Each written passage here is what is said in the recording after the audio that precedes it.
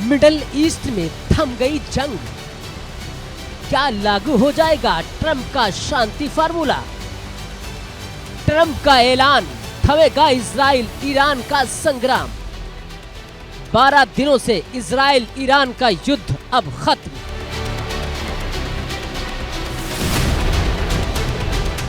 तेरह जून से Iran Israel के बीच शुरू हुआ युद्ध अब खत्म होने जा रहा है। अमेरिकी राष्ट्रपति डोनाल्ड ट्रंप ने इजराइल और ईरान के बीच युद्ध विराम की घोषणा की है। अपने एक्स पोस्ट में ट्रंप ने बताया कि जब दोनों देश अपनी अंतिम सैन्य कार्रवाई पूरी कर लेंगे तब ये युद्ध विराम प्रभावी हो जाएगा।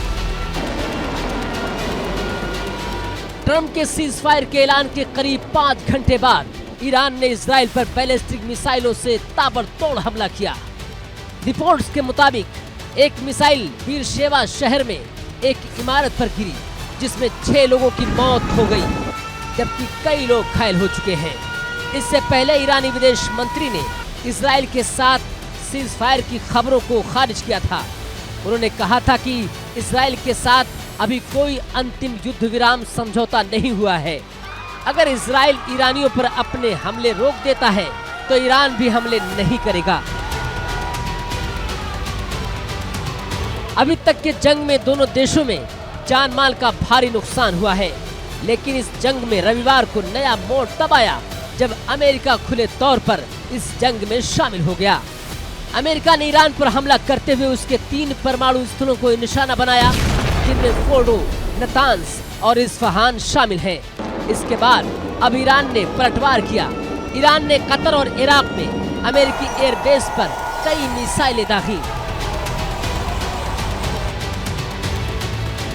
ईरान इजराइल के बीच युद्ध की शुरुआत उस समय हुई जब 13 जून को इजराइल ने ईरान के सैन्य और परमाणु ठिकानों पर हमला किया। इसके बाद जोरदार पलटवार करते हुए 14 जून को ईरान ने इजराइल के तेल अवीव शहर पर हमला किया, तो वहीं 22 जून को अमेरिका ने ईरान के 3 परमाणु स्थलों को निशाना बनाया।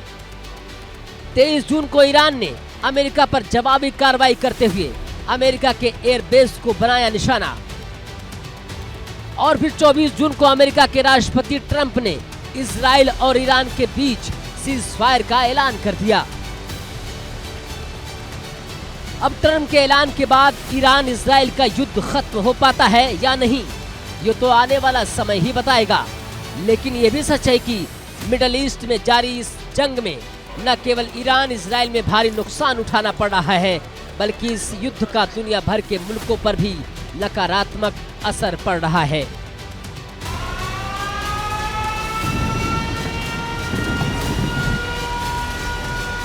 Bureau report, India news.